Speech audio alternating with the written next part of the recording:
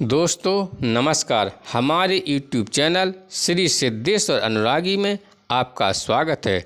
दोस्तों, पूर्व काल में महातपस्वी भगवान नीलकंठ ने उमा देवी के साथ विवाह करके उनको नववधू के रूप में अपने निकट आई देख उनके साथ रति क्रीड़ा आरंभ की। परम बुद्धिमान महान देवता भगवान नीलकंठ के उमा देवी के साथ क्रीड़ा विहार करते 100 दिव्य वर्ष बीत गए। इतने वर्षों तक विहार के बाद भी महादेव जी के उमा देवी के गर्भ से कोई पुत्र नहीं हुआ। यह देख ब्रह्मा आदि सभी देवता उन्हें रोकने का प्रयत्न करने लगे। उन्होंने सोचा, इतने दीर्घ काल के पश्चात यदि रुद्र के तेज से उमा देवी के गर्भ से कोई महान प्राणी प्रकट हो भी जाए तो कौन उसके तेज को सहन करेगा। यह विचार कर सब देवता भगवान शिव के पास जा उन्हें प्रणाम करके यूँ बोले, इस लोक के हित में तत्पर रहने वाले देव महादेव देवता आपके चरणों में मस्तक झुकाते हैं। इससे प्रसन्न होकर आप इन देवताओं पर कृपा करें। सुरश्रेष्ठ, यह लोक आपके तेज को नहीं धारण कर सकता, अतः आप क्रीड़ा से निवृत्त हो वेद बोधित तपस्या से युक्त होकर उमा देवी के साथ तप कीजिए। तीनों लोकों के हित की कामना से अपने तेज वीर को तेज स्वरूप अपने आप में ही धारण कीजिए। इन सब लोकों की रक्षा कीजिए, लोकों का विनाश न कर डालिए।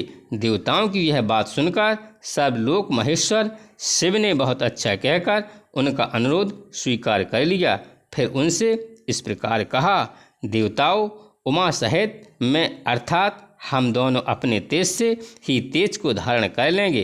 पृथ्वी आदि सभी लोगों के निवासी शांति लाभ करें, किंतु सुरश्रेष्ठ गण, यदि मेरा यह सर्वोत्तम तेज वीर क्षुब्ध होकर अपने स्थान से सुरक्षित हो जाए तो उसे कौन धारण करेगा, यह मुझे बताओ। उनके ऐसा कहने पर देवताओं ने वृषभध्वज भगवान शिव से कहा, भगवान, आज आपका जो तेज क्षुब्ध होकर गिरेगा उसे यह पृथ्वी देवी धारण करेंगी।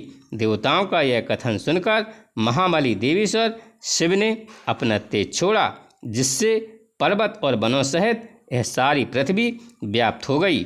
तब देवताओं ने अग्निदेव से कहा, अग्नि, तुम वायु के सहयोग से भगवान शिव के इस महान तेज को अपने भीतर रख लो। अग्नि से व्याप्त होने पर वह तेज श्वेत पर्वत के रूप में परिणत हो गया।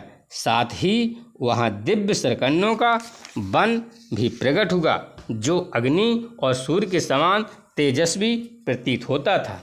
उसी वन में अग्नि जनत महातेजस्वी कार्तिकेय का प्रादुर्भाव हुआ।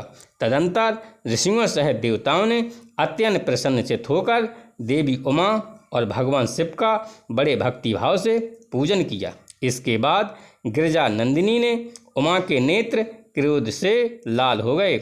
उन्होंने समस्त देवताओं को रोषपूर्वक श्राप दे दिया। वे बोली, देवताओं, मैंने पुत्र की प्राप्ति की इच्छा से पति के साथ समागम किया था, किंतु तुमने मुझे रोक दिया, अतः अब तुम लोग भी अपनी पत्नियों से संतान उत्पन्न करने योग्य नहीं रह जाओगे।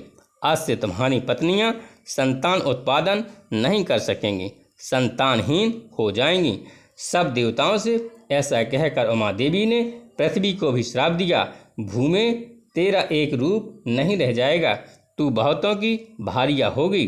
खोटी बुद्धि वाली पृथ्वी, तू चाहती थी कि मेरे पुत्र ना हो, अतः मेरे क्रोध से कलुषित होकर तू भी पुत्र जनित सुख या प्रसन्नता का अनुभव न कर सकेगी। उन सब देवताओं को उमा देवी के श्राप से पीड़ित देख देवेश्वर भगवान शिव ने उसे समय पश्चिम दिशा की ओर प्रस्थान कर दिया। वहाँ से जाकर हिमालय पर्वत के उत्तर भाग में उसी के एक शिखर पर उमा देवी के साथ भगवान महेश्वर तप करने लगे। देवताओं को गिरिजा कुमारी पार्वती ने जो श्राप दिया है, उसके अनुसार तुम्हें अपनी पत्नियों के गर्भ से अब कोई संतान नहीं होगी। उमा देवी की वाणी अमोघ है, अतः यह सत्य होकर ही रहेगी, इसमें संशय नहीं है। ये है उमा की बड़ी बहन आकाश गंगा, जिनके गर्भ में शंकर जी के उस तेज को स्थापित करके अग्निदेव एक ऐसे पुत्र को जन्म देंगे जो देवताओं के शत्रुओं का दमन करने में समर्थ सेनापति होगा। ये गंगा गिरिराज की ज्येष्ठ पुत्री है, अतः अपनी छोटी बहन के उस पुत्र को अपने ही पुत्र के समान मानेगी। उमा को भी यह बहुत प्रिय लगेगा, इसमें संशय नहीं है। ब्रह्मा जी का यह वचन सुनकर सब देवता कृतकृत हो गए। उन्होंने ब्रह्मा जी को प्रणाम करके उनके पूजन किया। विविध धातुओं से अलंकृत उत्तम कैलाश पर्वत पर जाकर उन संपूर्ण देवताओं ने अग्निदेव को पुत्र उत्पन्न करने के कार्य में नियुक्त किया। वे बोले, देवहुतासन, यह देवताओं का कार्य है, इसे सिद्ध कीजिए। भगवान रुद्र के उस महान तेज को अब आप गंगा जी में स्थापित कर दीजिए। तब देवताओं से बहुत अच्छा कहकर अग्निदेव गंगा जी के निकट आए और बोले, देवी, आप इस गर्भ को धारण करें, यह देवताओं का प्रिय कार्य है। अग्निदेव की यह बात सुनकर गंगा देवी ने दिव्य रूप धारण कर लिया। उनकी यह महिमा, यह रूप वैभव देखकर अग्निदेव ने उस रुद्र तेज को उसके सब ओर बिखेर दिया। अग्निदेव ने जब गंगा देवी को सब ओर से उस रुद्र तेज द्वारा अभिषिक्त कर दिया, तब गंगा जी के सारे स्रोत उससे परिपूर्ण हो गए। तब गंगा ने समस्त देवताओं के अग्रगामी अग्निदेव से इस प्रकार कहा, देव, आपके द्वारा स्थापित किए गए इस बड़े हुए तेज को धारण करने में मैं असमर्थ हूँ। इसकी आँच से जल रही हूँ और मेरी चेतना व्यथित हो रही है। अतः संपूर्ण देवताओं के हविष को भोग लगाने वाले अग्निदेव ने गंगा देवी से कहा, देवी, हिमालय पर्वत के पार्श्व भाग में इस गर्भ को स्थापित कर दीजिए। अग्नि की यह बात सुनकर महातेजस्वी गंगा ने उस अत्यंत प्रकाशमान गर्भ को अपने स्रोतों से निकालकर यथोचित स्थान में रख दिया।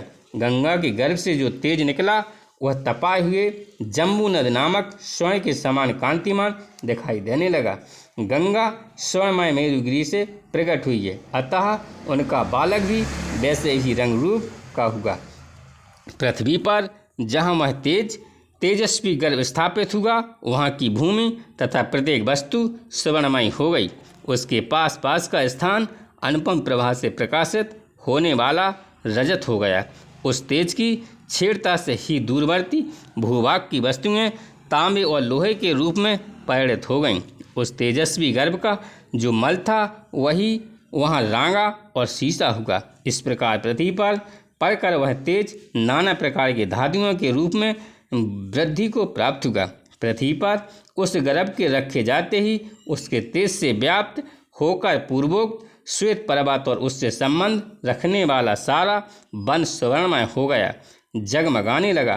तभी से अग्नि के समान प्रकाशित होने वाले स्वर्ण का नाम जातरूप हो गया, क्योंकि उसी समय स्वर्ण का तेजस्वी रूप प्रकट हुआ था। उस गर्भ के संपर्क से वहाँ का तृण, वृक्ष, लता और गुल्ब सब कुछ सोने का हो गया। तदंतर इंद्र और मरुदगणों सहित संपूर्ण देवताओं ने वहाँ उत्पन्न हुए कुमार को दूध पिलाने के लिए 6 कृतकाओं को नियुक्त किया। तब उन कृतकाओं ने यह हम सबका पुत्र है ऐसा उत्तम शर्त रखकर और इस बात का निश्चित विश्वास लेकर उस नवजात बालक को अपना दूध प्रदान किया।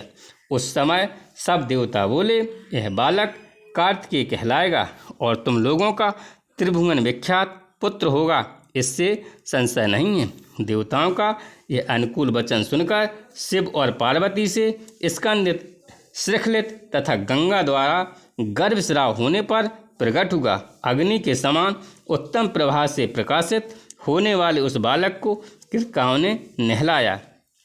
अग्नितुल तेजस्वी महाबाहु कार्तिकेय गर्भकाल में स्कंद हुए थे, इसलिए देवताओं ने उन्हें स्कंद कहकर पुकारा। दोस्तों, यह स्कंद का जन्म था। अब श्री गणेश का जन्म सुनिए।